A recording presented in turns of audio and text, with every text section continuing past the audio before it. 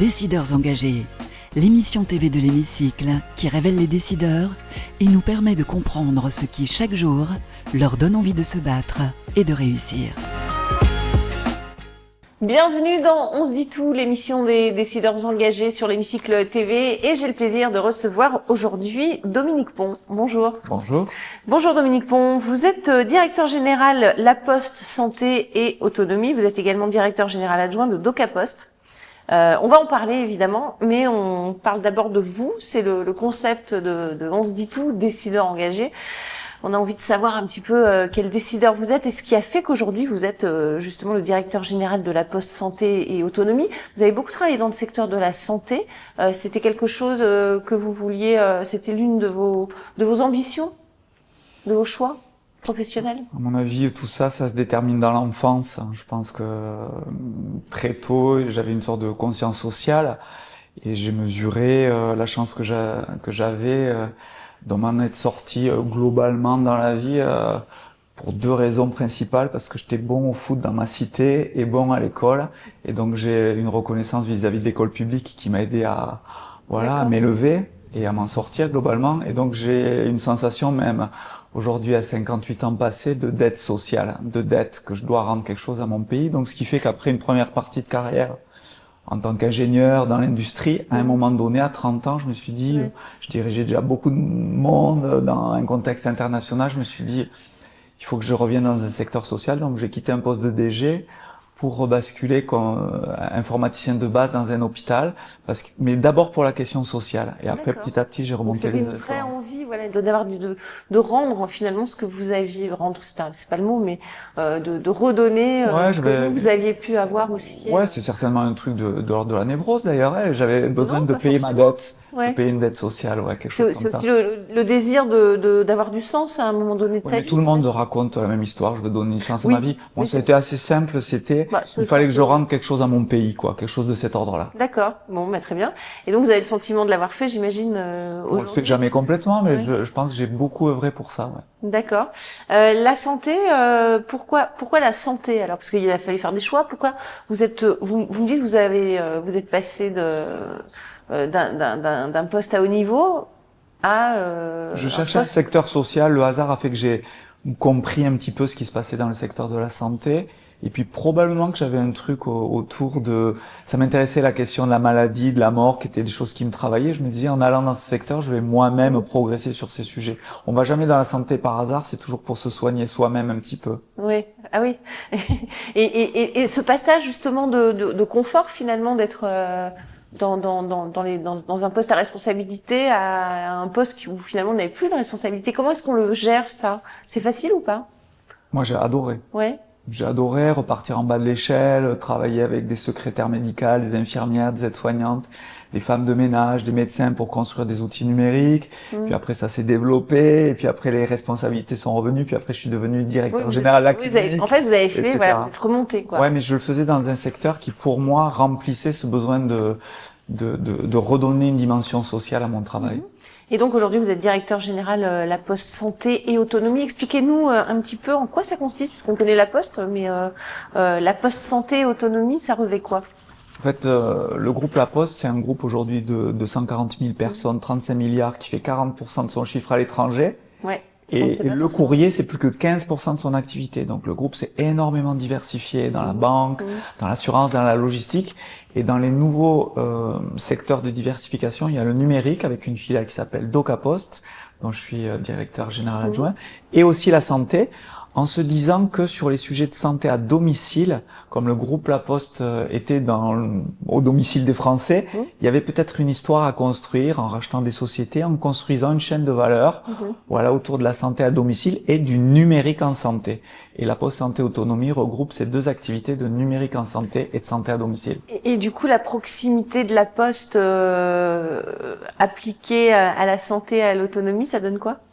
Ça donne un pôle de 10 000 personnes quand même déjà aujourd'hui, avec des sociétés qui qui sont filiales de ce pôle de diversification, qui font par exemple du suivi de malades chroniques à domicile, des insuffisants cardiaques, des diabétiques, des insuffisants respirateurs. On leur amène du matériel, on a des plateaux infirmiers aujourd'hui qui font du télésuivi, de la télésurveillance, et puis on outille tout ça d'outils numériques, on informatise des hôpitaux, on a des outils de télémédecine, on travaille sur l'IA en santé, sur la data. Et vous travaillez spécifiquement, parce que la santé, c'est un domaine où il y a des fortes tensions, des déserts médicaux. Comment est-ce que la Poste répond à cette problématique? Moi, j'ai toujours pensé, parce que pour y travailler depuis 25 ans, à la fois en ayant dirigé un hôpital, mais aussi en ayant travaillé 4 ans pour le ministère de la Santé pour piloter la stratégie nationale du numérique en santé, j'ai toujours considéré que c'est un secteur à part qui mérite des acteurs d'intérêt général et de long terme. C'est quand même globalement financé par la Sécu, donc on est redevable de ce qu'on fait de l'argent des Français. Donc des acteurs comme des institutionnels qui peuvent garantir un cadre éthique et d'intérêt général, et souverain aussi, moi je suis très souverain, ça fait sens. Donc le groupe La Poste qui a cette image de proximité des Français, qui est une institution, qui est dans une logique de long terme et d'intérêt général, il y avait une place et une histoire à construire dans la santé. Mais ça répond à cette problématique de déserts médicaux aussi? Quand vous allez voir des Français qui sont éloignés du système de santé, par exemple du repérage de fragilité pour les seniors, voilà, chez les populations les plus défavorisées, le groupe La Poste peut aller faire de la prévention, du repérage de fragilité et réintégrer les gens dans les parcours de soins. L'intelligence artificielle a contribué énormément au secteur de la santé. C'est un de ces champs d'application le plus répandu, si je puis dire, le plus efficace. En tout cas, on l'a vu chez les radiologues, etc. Comment est-ce que l'intelligence artificielle intervient dans la Poste santé et autonomie? Quel usage vous en faites? Bon, nous, on a une doctrine et une conviction ultra souveraine. Donc nous, ce qu'on veut faire, c'est construire des alternatives à des solutions autour de la data et de l'IA qui soient entièrement souveraines. Donc le groupe DocaPost a construit des consortiums industriels souverains, notamment un consortium avec Dassault Systèmes et la Caisse des dépôts pour faire un cloud souverain qui héberge des solutions de data et des solutions d'IA. Très sensible, hein, et puis ensuite des partenariats, notamment avec des entreprises comme Mistral pour construire des chaînes de valeur entièrement souveraines. Et comme exemple, je vous donne un exemple qu'on a construit il y a pas très longtemps qui s'appelle Dalvia Santé et qui consiste à faire de la reconnaissance vocale médicale et aussi de la synthèse de dossiers médicaux dans une pile technologique de cloud, de data et d'IA totalement souveraine. C'est quoi de la reconnaissance vocale médicale? En fait, un médecin, quand il dicte un courrier, il n'utilise pas de la reconnaissance classique parce qu'il utilise beaucoup de mots, de vocabulaire, et il a tout un tas d'habitudes. Pour lui faciliter les fameuses tâches administratives. Exactement. Voilà. On va passer à la question de nos partenaires à présent, la question de VL, le média d'information de référence des jeunes, juste après le jingle.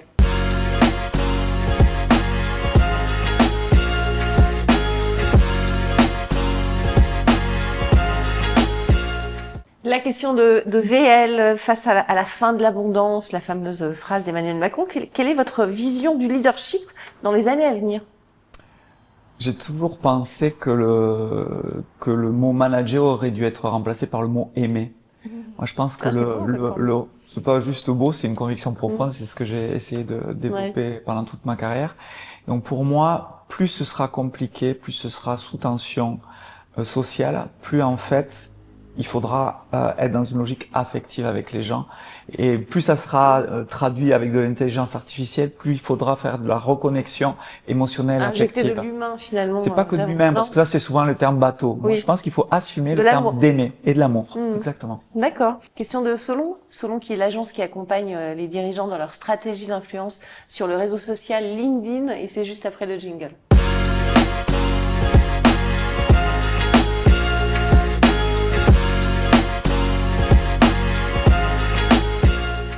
La question de Solon, qu'est-ce qui fonde aujourd'hui la crédibilité d'un décideur sur les réseaux sociaux, selon vous?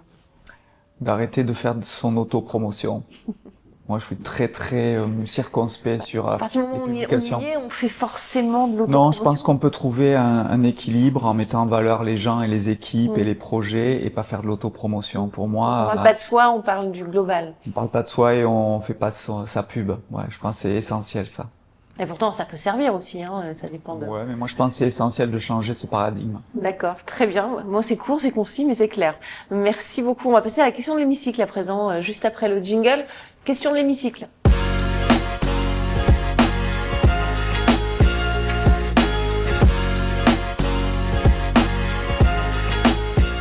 La question de l'hémicycle, moment un peu plus politique peut-être de l'émission avec vous, Dominique Pon. Qu'est-ce que vous auriez envie de leur dire à ces femmes et ces hommes qui nous gouvernent?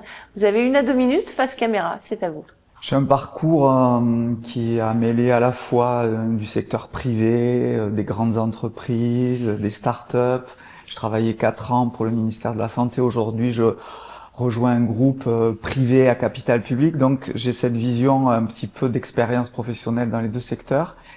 Et pour avoir passé 4 ans au ministère de la Santé, j'ai énormément aimé l'engagement des fonctionnaires d'État. Mais ce que j'ai retenu de ces 4 années, c'est que globalement, ce sont des gens qui sont pas heureux. Et je considère qu'ils sont pas suffisamment aimés par l'État et par le pays.